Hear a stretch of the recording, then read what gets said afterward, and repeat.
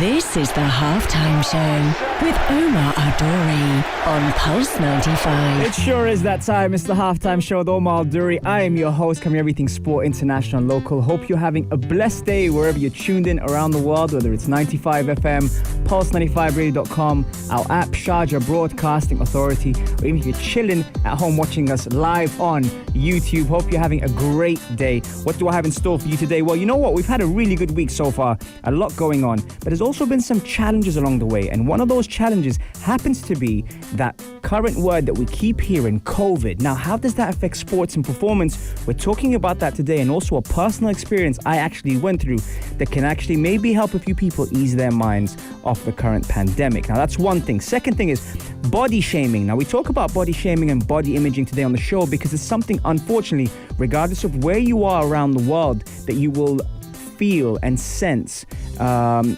which is not right, but it also does count for a lot. And it's something that we sometimes need to kind of address to be able to get out there, that people are feeling it all over the world. So we're talking about body shaming. We've also got Bryson Dechambeau, if I can say that right, winning the US Open. A quick roundup of the NBA. We've got Fight Island coming up. And also I got to give a shout out to Sanyo, Ahmed Sanyo. Happy birthday, Ahmed Sanyo, or happy Sanyo Day. People always look at me as coach, and I used to play in the same team as him, and he's known as captain. He's El Capitano, and so I wanted to give him a happy birthday. And also, a shout out to Ghayaz as well, and I'll be talking about him a little bit later on, so make sure you stay tuned on the only place to be at 3, the Halftime Show on Pulse 95. This is the Halftime Show with Omar Aduri on Pulse 95. Salam and welcome back to the Halftime Show with Omar Aduri. I'm your host, covering everything sport, international, local. Hope you're having a blessed day wherever you're tuned in. Thank you so much for everyone who's also connected with me on the Instagram Live. We've got some fantastic names from all around the world. Tariq, Murad, Khalid, Benoit, Hassan, Spicy, SA, you've got Terry, you've got Ashraf, Ish, Khalifa, man, Ala, Sportif, Mina. Wowzers, you got a few people here. Mufida said that already.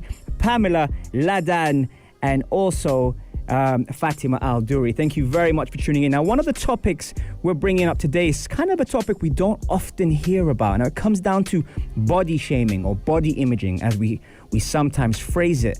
And the thing with this is normally the difference between actually looking at someone's body and judging them by it based on how healthy they are is something that we often get caught up in. Now, someone who could be equally fit, an athlete, and people that I've also worked with and had the pleasure of working with could still have their own challenges. Now, when it comes down to body shaming, sometimes we are programmed to see our bodies as vehicles, because often on the outside it might look great, nice and shiny, but from the inside we're actually facing our own challenges. Now, it's important we don't body shame and we actually assess everyone on a person-to-person basis. Because of that, the issue with that is it's not enough to be aesthetically pleasing, because even those that look great may have their own challenge, especially now under the current pandemic with the immune system, with COVID, with so many things, which we'll touch on a little bit later on. That's something that could open up many gates. Now, it comes down to also things like eating disorders, which, again, it's a very delicate topic, so we have to be quite mindful of it. So judging people on that, and it's really not the time now. It's more than ever that we have to be quite open with how we speak to people, but to the point where we have to also be careful that we don't, cross any lines that could be someone's challenge internally. Now, eating disorders such as anorexia, bulimia, binge eating, and feeding and eating conditions can always be something that a lot of people face. Studies suggest that even athletes are at the same risk of developing eating disorders as non-athletes. So there isn't that divide that we think it is across the border. Now, that in itself creates an illusional divide between the different levels of fitness and well-being, because sometimes when we feel low, we say we can't win because we're not capable, we're not athletes. Well, the truth of the matter is everyone faces the same challenges. Now, if athletes face the same challenge as those who train, then why do we feel there's a gulf in levels when it comes down to trying to get our immune system up, trying to get our well-being up, our mental fitness, our emotional fitness, our physical fitness? There's so many factors that we all face. Participating in sport or in a sport that values strength and performance more than just aesthetics contributes to a lower risk of developing distressed eating orders. And it comes down to our self-awareness on these things, which often we divert quite a bit as human beings. Body image encompasses the way we perceive and think and feel about our body. Now, the times we live in, unfortunately, sometimes is heavily influenced by things like social media and trying to fit in or look as good as those people we follow. However, there are many factors to be considered, and on the show, we did speak about headspace and being in the right frame of mind. So there's no surprises that psychologists I've studied, met, and learned from suggest that our self-esteem is affected by our body image. Now, it's not entirely that, but it is one of the factors that we do face. Self-esteem is affected by the way we see ourselves and affects the way we see the world around us. And often it's quite, how we're expected to see things. There's so many things in terms of perspective that we think things should be like. This can also be said about body imaging. Individuals with eating disorders will often have low self-esteem and negative body image. Even if they do look great, they might not know or appreciate or value the way they look. And that's sometimes where we have to be quite careful with how we address these things, because it's one thing to be able to speak about it.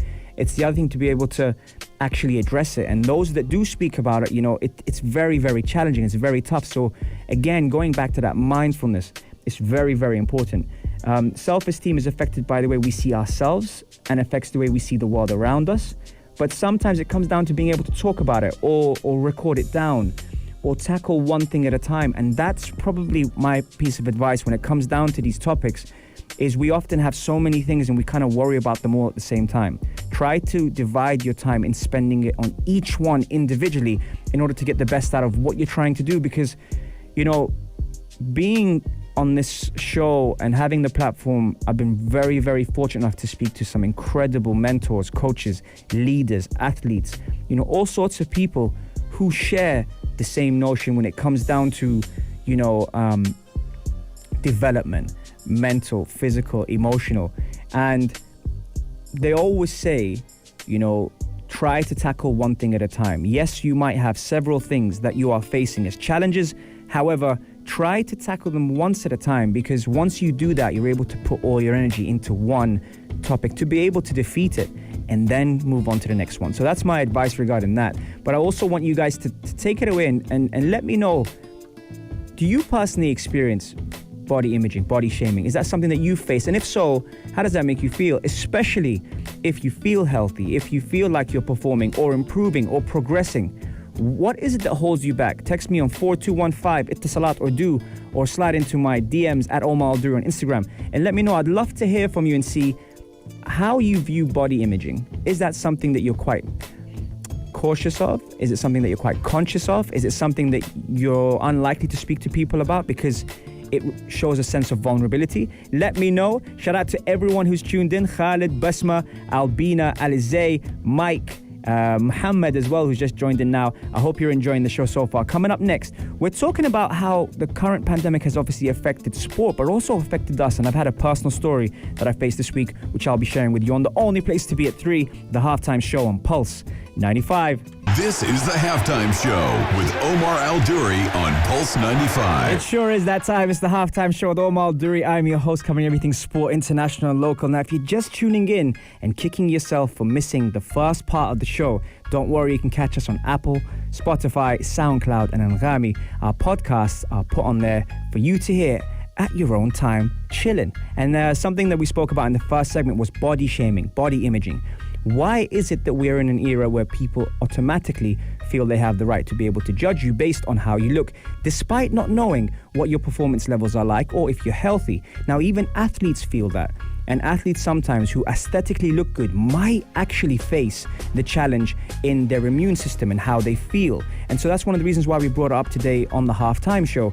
And a personal experience for me, which I wanted to bring to the table, because sometimes, with the current pandemic, there's been a lot of things that's been happening, and we've gone through the lockdown procedure here in the UAE and especially in Sharjah, and we've kind of had to respect that. And things kind of got a little bit better for us in terms of, we had more freedom to be able to come to work, to come to the studio, to come to the office, to be able to at least still, within social distancing, respect ourselves. Now, something that happened to me personally this week is someone that I was in contact with bless her soul, right? She's a lovely person. She picked up the coronavirus. Now, thankfully, she's young, she's fit, she's healthy, so she'll be able to get over that very soon. But what that did is it started to challenge me, to put me in a scenario where we've spoken about fight or flight on the show. And I was then thinking about, people like my mum, who I live with and is here out in the UAE with me, because obviously as an elder, it's something we have to bear in mind. Now, my mom means the world to me, so shout out to Fatima as well, who's probably tuned in now. She's my everything. So now I have to be very mindful of it. So please, guys, despite things, easing up a bit, and I know you guys have heard about the numbers, it's important to remain calm, but also please be responsible with it. Because as soon as this person that I had contact with, picked it up, I then had to go get tested. Now, when I went to go get tested, I came across a volunteer, a gentleman called Rayaz, and a lovely person, right? And how spoiled are we to be able to do a drive-through test, right? So we did the drive-through test just out of caution, to be able to respect those that we're around. And I asked him how he was doing, and he was so grateful. And I looked at him and I was wondering why he was so grateful. And he said, because you're the first person to ask me that today. People, when you're going to go get tested, please be nice to these people. They're spending the whole day. And this was a volunteer worker as well, who's just graduated. So by the way, if you guys want to help out Rayaz, he spends his whole day helping people. And he's there from 11 to 11. And we were in the car, Maria and I, and going through this drive-through, and we got tested. Alhamdulillah, everything's negative, and we cleared all the procedures and respected everything, and it was fine. But my point to everyone here is, let's still take this seriously. Let's still respect social distancing. We know that, this will pass. We've got to be positive about it. But at the same time, there's people out there who are serving us and the country, the world, and they're dedicating their time to help us. Please be mindful about it. If you do head down to, I think was it Parkview Clinic? If you do head down to that and you see Rayaz, say hello to him, tell him I sent you, ask him how he's doing, offer him some water if you've got some, and just be very mindful, because it can change someone's day. I was so happy with his reaction that I told him, we need to thank you on air. And so therefore, I brought that to the table because it means a lot to him. And these things, these small things that we have control over, can mean the world to someone. So Rayaz, I'm sure you're listening now, someone who's graduated from university, who's from Kerala, I believe, and was so nice to us, very, very nice to us. And he's there every single day helping from 11 to 11, working crazy hours. So please, Rayaz, the shout out is to you. I hope, inshallah, everything falls the way you wish it to be, and you have some great things in the future. So that's for Rayaz. Now, going back to sports, the current sports world is experiencing COVID in a way where it's not going away. So, for example, fans were supposed to go back to stadiums in England. That's been put on hold. In the US, obviously, with the NFL, that's happened. We've experienced that a little bit, but still, we've got to be cautious. In Europe, in Italy, and Spain, and France, they obviously have introduced it gradually, but it won't go away. Recently, Spurs versus Leyton Orient was postponed due to 18 cases from Leyton Orient, which again put everything, under the spotlight. Is the economy rushing sports back too soon? The NFL fined coaches Pete Carroll, Kyle Shannon, and Vic Fangio $100,000 each for not wearing their masks during the game. So do we have to get that strict to be able to actually make a statement? That was something which, came out recently. Teams were each fined $250,000, bringing the total to $1.5 million on fines just from looking at that. So and even Mufid, shout out to Mufid and Anita and Murad and Mayed and everyone else who's tuned in. Mufid's telling me that it's now going to be till March in the UK that stadiums apparently are not going to be allowed fans back in, and that plays a huge role in sport. So having a look at that, guys, please, the lesson of the day is, please be mindful, please be respectful. And if you are going to go get tested, which I kind of recommend everyone to do so, just to kind of make sure they're okay, those people around them are okay, be nice to those people. Honestly, it makes such a big difference to just be mindful and just be grateful that they're spending all this time, and it's not cold outside either, in the heat, in the humidity, trying to help us. So there's my message for you. Stay tuned for more. We're coming up next on the only place to be at 3 on the Halftime Show on Pulse 95.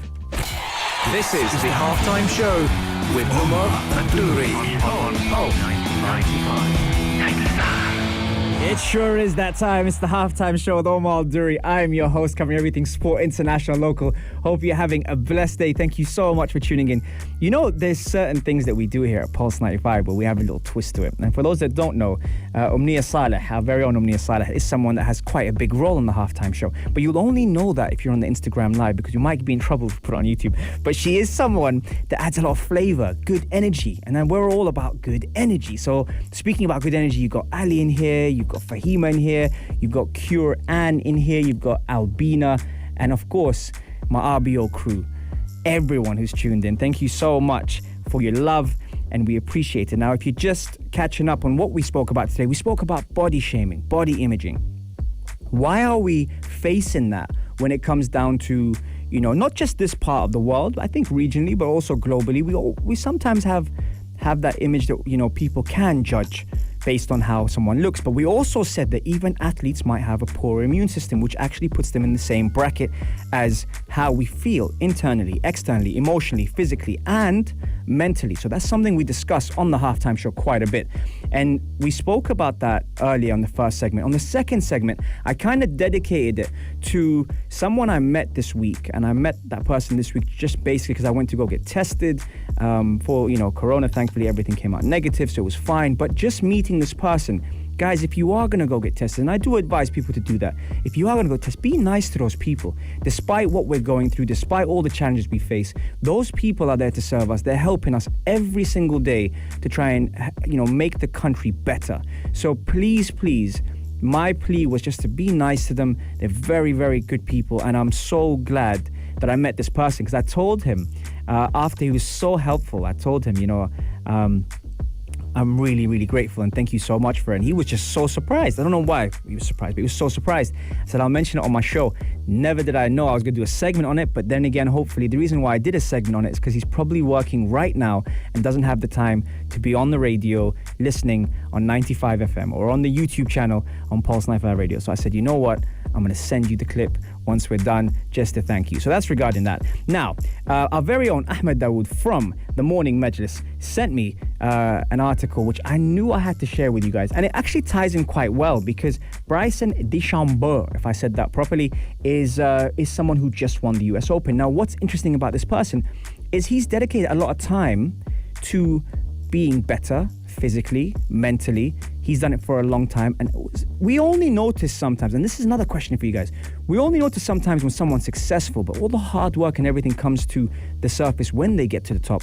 But there's a lot of people dedicating their craft, be it in any sports, and Bryson Dechambeau definitely did that to get to where he is. Because when he was 15, he began studying Homer Kelly's The Golfing Machine, for those that don't know, a teaching manual that allows a player to build his own swing with 24 components and 144 variations.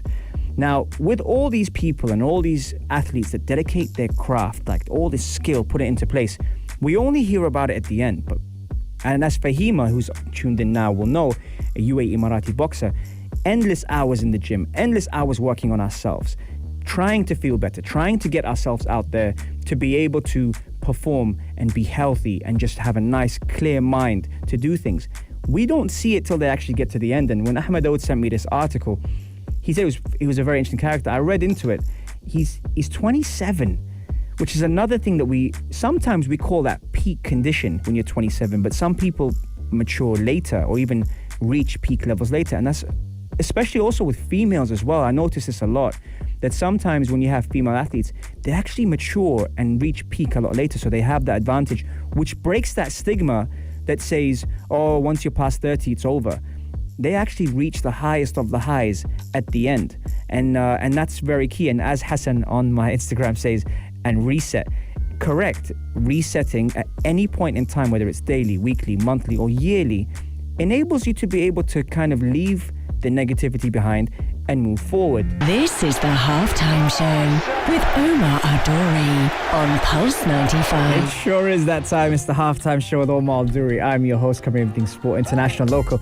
How you guys doing out there? How you feeling today? Hope you're having a wicked day. Have you enjoyed the show? Which part did you like most? Now, if you are just connecting with us now and seeing us on the YouTube live, if that's still working, and the Instagram live at the moment, we've spoken about body shaming, body imaging. and how we view certain things. Despite aesthetics, we still have the same challenges as athletes, whether you appear to be fit, and what is kind of fitness? Is that kind of how we look or how we feel? So that's something we spoke about earlier. We also spoke about, the current pandemic when it comes down to, I went and got tested, and thankfully everything was negative. And the person who was helping me was working there from 11 to 11 every single day. And just being nice to those people. I think that's kind of like my message of the day. I didn't know I was going to do a segment on it, but just his reaction to asking how he was shocking. So what's everyone else doing? Be nice to people, guys, especially, when they're out there trying to help us and help the whole country become better. On the third segment, we spoke about Bryson Dechambeau. Now, just won the US Open, and it also ties into the whole body shaming thing, because this person spent a lot of time working on himself internally and externally.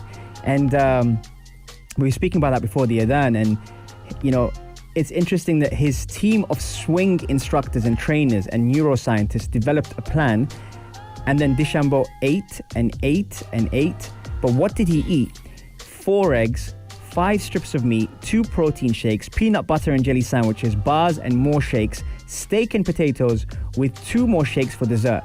He tested, he cranked up his swing speed to 125 miles per hour to 135 and beyond. During the 3.5-month shutdown this summer, Como transferred his living room into a laboratory with a hitting net, putting green, force plates, and 3D motion capture, which is so interesting. I love it when I hear these things, because people don't see how we work at home and what we do and how we invest in ourselves. That's great. Dechambeau worked out endlessly, relentlessly, twice a day, proudly uploading all of his gains on social media, and then he ate some more. Now up to 235 pounds to his 6'1" frame, he has defied science. So there you go. See, that's perfectly tied in with what we spoke about today in terms of body shaming. Aesthetically looking good is differently to how we feel and how we perform. And that is the message of the day today on the Halftime Show. I hope you've enjoyed the show as much as I have. It is full-time. Let me get that full-time whistle on. And hope we see you. Remember, you can catch us every Monday, Wednesday, Saturday, 3 to 4 on Pulse 95 Radio. Coming up next, we've got the Afternoon Karak with Mikhail Atiyah and Aisha Al-Mazmi. I hope you've enjoyed the show as much as I have. I love you guys, and I'll see you soon. Stay tuned for more on the only place to be at 3, the Halftime Show on Pulse 95. Peace and love, guys. The Heart of Sharjah. This is Pulse 95.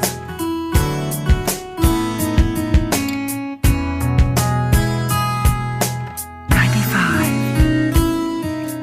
Heart of Sharjah.